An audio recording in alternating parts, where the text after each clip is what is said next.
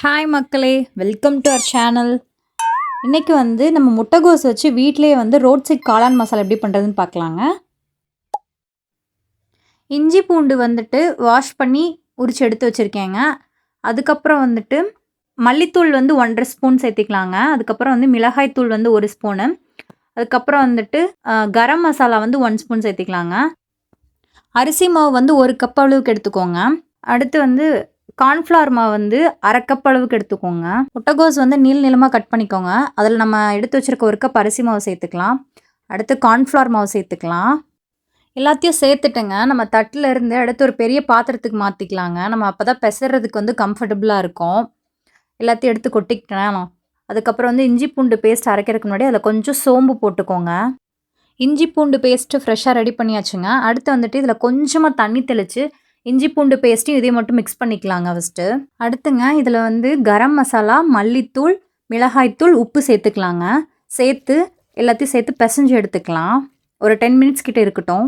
உள்ள மசாலாலாம் இறங்கிருச்சுங்க. இப்போ நம்ம சூடான எண்ணெயில் போட்டு பொரிச்சு எடுத்துக்கலாம். மீடியம் ஃப்ளேம்லேயும் வச்சுக்கோங்க. கொஞ்சம் கொஞ்சமாக போடுங்க, குட்டி குட்டியாக போடுங்க. ஒரு சைடு ப்ரௌன் கலரில் ஆனதுக்கப்புறம் திருப்பி விடலாங்க. மொத்தமாக அதுக்கப்புறம் மெர்ஜ் ஆயிரும். நம்ம மொத்தமாக கூட எடுத்து போட்டுக்கலாம். இது நம்ம குட்டி குட்டி பீஸாக உடச்சி தான் சேர்க்க போகிறோம். ஒரு பக்கோடா மாதிரி வரணும் இது. நான் 3 பேட்சாக பிரித்து போட்டுக்கிட்டேங்க. இவ்வளோ போட்டுக்கோங்க. முட்டைகோஸ் ஒரு மீடியம் சைஸ் முட்டைகோஸில் கால்வாசி எடுத்துருக்கேங்க. இது 3 பேர் தாராளமாக சாப்பிடலாம். 2 சைடும் நல்லா ப்ரௌன் கலரில் ஆகணுங்க. அது வரைக்கும் வெயிட் பண்ணி எடுத்துக்கலாம். இது எடுக்கிறதுக்குள்ளேயே பக்கத்து வீட்டிலேருந்து வேறு வந்துட்டாங்க. என்ன பண்ணுற ஊரே மணக்குதுன்னு வேறு. இஞ்சி பூண்டு போட்டிருக்கோம் இல்லைங்களா, அது நல்ல ஃப்ளேவர் ஸ்மெல்லாக இருக்கும். பக்கத்து வீட்டிலேருந்து வந்துட்டாங்க. அதுக்குள்ளே பொரிச்சு எடுக்கிறதுக்குள்ளேயே பாதி நான் சாப்பிட்டுட்டேங்க. நல்ல டேஸ்ட்டாக இருந்துச்சு. ஏன்னா நீங்கள் இப்படியே கூட சாப்பிட்லாம். நம்ம காளான் மசாலா பண்ணுறதை மறந்துட்டு நான் பக்கோடாவாகவே சாப்பிட ஆரம்பிச்சிட்டேன். சரி வாங்க அடுத்து பண்ணலாம். அடுத்த ப்ராசஸ். சூடான பாத்திரத்தில் 1.5 ஸ்பூன் அளவுக்கு எண்ணெய் சேர்த்துக்கோங்க. பொடியாக வெங்காயம் நறுக்கிக்கோங்க. பெரிய வெங்காயம் போட்டுக்கோங்க. இஞ்சி பூண்டு திருக்கிட்டு சேர்த்துக்கோங்க. உள்ள 2 மினிட்ஸ் லோ ஃப்ளேமில் இப்படியே லைட்டாக கிளறி விட்டுட்டே இருக்கலாங்க. கொஞ்சமாக மல்லித்தூள், மிளகாய்த்தூள், கரம் மசாலா எகைன் கொஞ்சமாக சேர்த்துக்கலாம். எல்லாத்தையும் நல்லா மிக்ஸ் பண்ணிவிட்டுங்க. இதில் நம்ம தக்காளி சேர்க்க போகிறோம். தக்காளியும் கொஞ்சம் சுகர் அரைச்சி இதில் சேர்த்துக்கலாங்க. புளிப்பான தக்காளியாக இருக்குன்னா நீங்கள் ரெண்டு சேர்த்துக்கோங்க.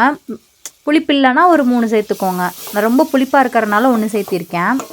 இது நான் டொமேட்டோ சாஸ்க்கு ஆல்டர்னேட்டிவாக சேர்த்துருக்கேங்க. நீங்கள் டொமேட்டோ சாஸ் ஆட் பண்ண வேணாம்.